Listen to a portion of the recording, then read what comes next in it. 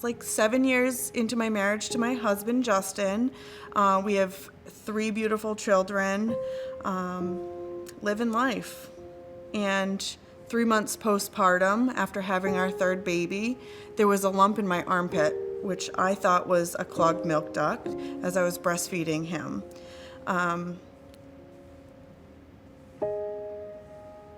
Kind of put it off a little while because I'm a mom, I'm busy, and it's gonna go away on its own. I'm too young to have anything wrong. So I mentioned it to my midwife, and she said, we should probably get a double check of this. So we got an ultrasound, and at that time it showed that I needed a biopsy, and it came back with breast cancer.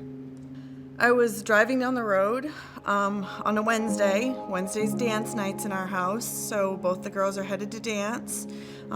Full car, 3-month-old baby in the back seat, and the doctor calls.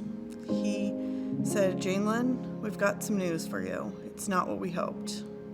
You have triple negative breast cancer. I instantly started crying, and the youngest wanted to know why I was crying.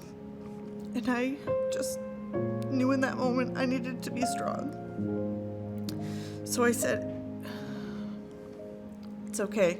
We are strong and we'll get through this. My kids went into dance, and I was in the car with the 3-month-old. And I kind of took that moment and realized that this might be one of the last times I can breastfeed him, because that's a lot to take in. I breastfed my 2 other children for 2 years, so I felt as though, I did the right thing for them, and I didn't know how I was going to do the right thing for him. But then I realized that it's not everything. Him having a mother to grow up with is more important, and to just make sure that he is fed and well taken care of.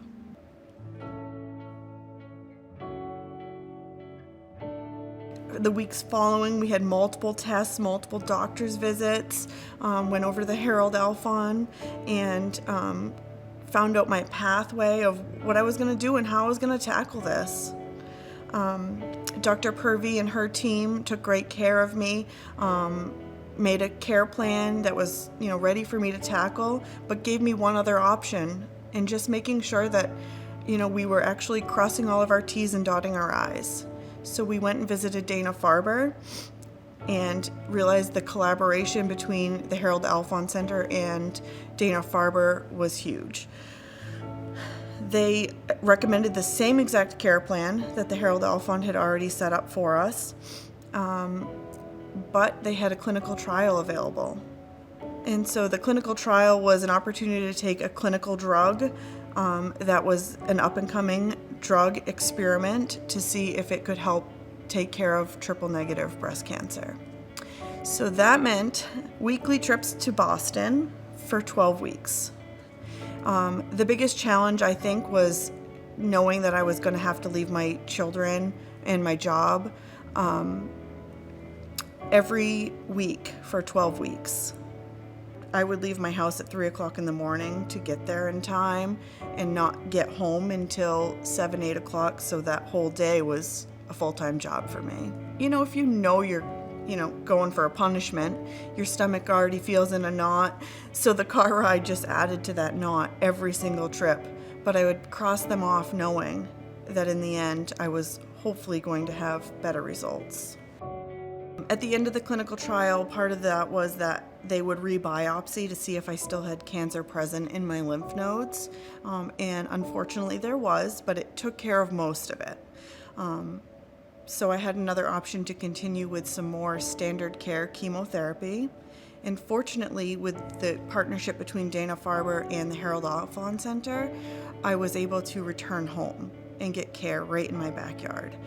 Walking in that building is a totally different experience. You are a person. You walk in and there's a smile behind that mask, there is. And they know who you are by name, and they just make you feel like family. So on a daily basis, I would go to work Monday through Thursday.